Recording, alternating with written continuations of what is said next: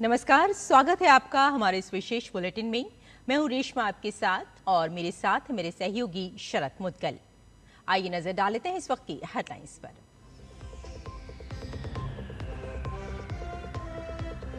पश्चिम बंगाल में चुनाव प्रचार चरम पर। अपने चुनावी दौरे के दूसरे दिन प्रधानमंत्री नरेंद्र मोदी आज सिलीगुड़ी में विशाल विजय संकल्प सभा को करेंगे संबोधित। तृणमूल कांग्रेस ने भी झोंकी ताकत।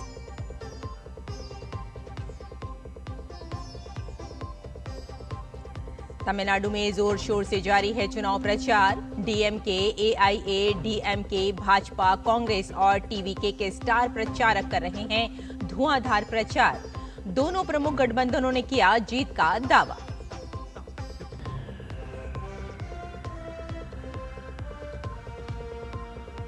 विदेश मंत्री डॉक्टर एस जयशंकर ने अबू धाबी में यूएई के उप प्रधानमंत्री और विदेश मंत्री अब्दुल्ला बिन जायद अल नह्यान से की मुलाकात। मौजूदा क्षेत्रीय स्थिति पर हुई विस्तृत चर्चा। भारतीय समुदाय के साथ भी किया संवाद।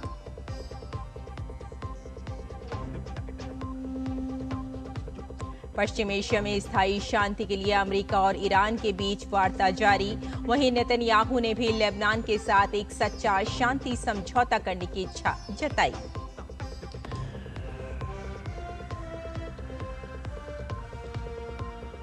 और एशियन कुश्ती चैंपियनशिप में भारत का शानदार प्रदर्शन जारी। सुजीत और अभिमन्यु ने जमाया स्वर्ण पदक पर कब्जा। टूर्नामेंट में भारत ने अब तक जीते 14 पदक।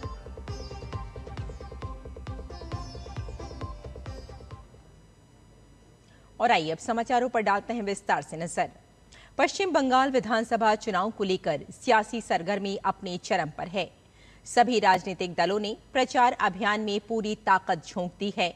इसी कड़ी में भाजपा के स्टार प्रचारक और प्रधानमंत्री नरेंद्र मोदी का पश्चिम बंगाल दौरा जारी है। प्रधानमंत्री मोदी के चुनावी दौरे का आज दूसरा दिन है। प्रधानमंत्री मोदी आज सिलीगुड़ी में एक विशाल चुनावी जनसभा को संबोधित करेंगे। पार्टी ने इसे विशाल विजय संकल्प सभा का नाम दिया है। तमिलनाडु में विधानसभा चुनाव के लिए प्रचार चरम पर पहुंच गया है। राज्य की सभी 234 विधानसभा सीटों पर एक ही चरण में 23 अप्रैल को वोट डाले जाएंगे। सभी प्रमुख दल पूरी ताकत के साथ मैदान में ताल ठोंक रहे हैं। राज्य में सत्तारूढ़ डीएमके के नेतृत्व वाले गठबंधन और मुख्य विपक्षी पार्टी अन्ना द्रमुक नीत गठबंधन के बीच कड़ी टक्कर देखने को मिल रही है। वहीं नवगठित टीवीके मुकाबले को त्रिकोणीय बनाने की कोशिश में लगी है। सभी दलों के स्टार प्रचारक विकास, रोजगार, सामाजिक कल्याण योजनाओं और क्षेत्रीय पहचान जैसे मुद्दों को लेकर मतदाताओं के बीच जा रहे हैं। रैलियों और रोड शो के जरिए नेता जनता का दिल जीतने की कोशिश में जुटे हैं। इस बार चुनाव में युवाओं और पहली बार वोट देने वाले मतदाताओं की भूमिका अहम मानी जा रही है। वहीं चुनाव आयोग भी निष्पक्ष और शांतिपूर्ण मतदान सुनिश्चित करने के लिए सुरक्षा और निगरानी के व्यापक इंतजाम करने में जुटा है। विदेश मंत्री डॉक्टर एस जयशंकर की संयुक्त अरब अमीरात यात्रा का आज दूसरा दिन है। यात्रा के पहले दिन कल उन्होंने यूएई के उप प्रधानमंत्री और विदेश मंत्री अब्दुल्ला बिन जायद अल नह्यान से मुलाकात की। डॉक्टर जयशंकर ने अपने एक्स पोस्ट पर जानकारी साझा करते हुए कहा कि ये मुलाकात बेहद सुखद रही। दोनों नेताओं के बीच क्षेत्रीय स्थिति में हो रहे बदलावों और उसके प्रभावों पर विस्तृत चर्चा हुई। विदेश मंत्री ने यूएई में रह रहे भारतीय समुदाय की भलाई और सुरक्षा सुनिश्चित करने के लिए यूएई सरकार के प्रयासों की सराहना की और आभार जताया। डॉक्टर जयशंकर ने विश्वास जताया कि भारत और यूएई के बीच व्यापक रणनीतिक साझेदारी आने वाले समय में और मजबूत होगी तथा दोनों देशों के संबंध नई ऊंचाइयों तक पहुंचेंगे। इससे पहले विदेश मंत्री डॉक्टर एस जयशंकर ने दौरे की शुरुआत वहां रह रहे भारतीय समुदाय के साथ संवाद से की। डॉक्टर जयशंकर ने भारतीय समुदाय के सदस्यों से बातचीत करते हुए पश्चिम एशिया में जारी तनावपूर्ण हालात के बीच उनकी सुरक्षा और कल्याण के लिए भारत सरकार के प्रयासों की जानकारी दी। उन्होंने इस कठिन समय में स्थानीय समाज में भारतीय समुदाय के योगदान की सराहना की। इसके साथ ही उन्होंने भारतीय समुदाय के कल्याण को सुनिश्चित करने में यूएई सरकार के सहयोग की भी प्रशंसा की। पश्चिम एशिया में स्थायी शांति के लिए अमेरिका और ईरान के बीच वार्ता जारी है। ईरान की संसद के अध्यक्ष मोहम्मद बाकर कलिबाफ ईरानी प्रतिनिधिमंडल और अमेरिका के उपराष्ट्रपति जेडी वेंस अमेरिकी प्रतिनिधिमंडल का नेतृत्व कर रहे हैं। ईरान की तस्नीम समाचार एजेंसी के अनुसार वार्ता के एजेंडे में प्रमुख रूप से लेबनान में युद्ध विराम लागू करने, अमेरिका द्वारा जब्त की गई ईरानी संपत्तियों को वापस करने और हुर्मुज जलडमरू मध्य पर चर्चा शामिल है। इस बीच ईरान के प्रथम उपराष्ट्रपति मोहम्मद रजा आरिफ ने चेतावनी दी है कि यदि अमेरिका वार्ता के दौरान इसराइल के हितों को प्राथमिकता देता है तो कोई समझौता नहीं होगा। इजराइल के प्रधानमंत्री बेंजामिन नेतन्याहू ने लेबनान के साथ एक सच्चा शांति समझौता करने की इच्छा जताई है। इजराइल के प्रधानमंत्री कार्यालय द्वारा जारी एक वीडियो संदेश में नेतन्याहू ने कहा कि पिछले एक महीने में लेबनान ने सीधी शांति वार्ता शुरू करने के लिए कई बार हमसे संपर्क किया है। हमारे इतिहास में ऐसा पहले कभी नहीं हुआ। मैंने इसे मंजूरी दे दी है, लेकिन हमारी दो प्रमुख शर्तें हैं: हिजबुल्लाह का निरस्तीकरण और एक ऐसा स्थायी शांति समझौता जो भविष्य में भी कायम रहे। देश भर के नेशनल हाईवे टोल प्लाजा पर अब टोल भुगतान पूरी तरह डिजिटल हो गया है। सरकार ने टोल कलेक्शन सिस्टम को तेज और पारदर्शी बनाने के लिए ये बड़ा फैसला लिया है।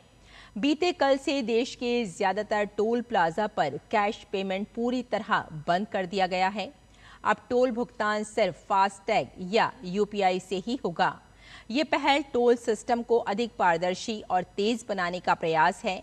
इस नई व्यवस्था से ट्रैफिक आसान होगा और यात्रियों को टोल प्लाजा पर लंबी कतारों से राहत मिलेगी।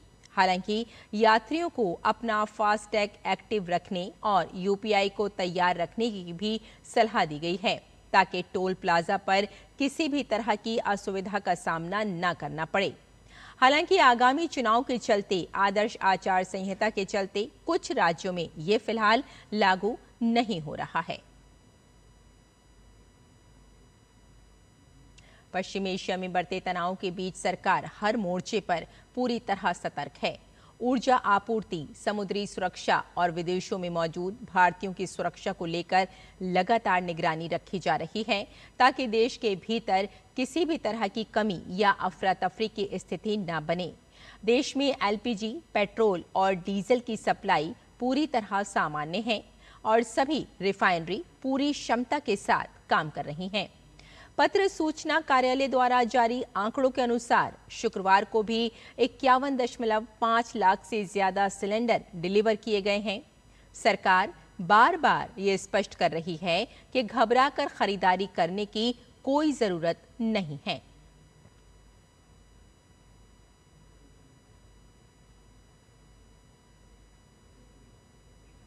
सरकार ने जमाखोरी और कालाबाजारी करने वालों पर भी सख्ती बढ़ा दी है।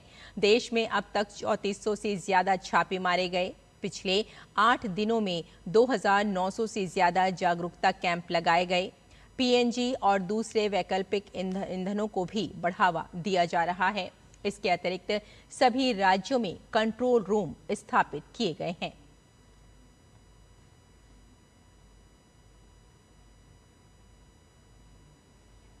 वहीं अंतर्राष्ट्रीय स्तर पर भी भारत ने अपने नागरिकों की सुरक्षा के लिए बड़े कदम उठाए हैं। एलपीजी वेसल जग विक्रम ने सुरक्षित स्ट्रेट ऑफ हुर्मुज को पार कर लिया है।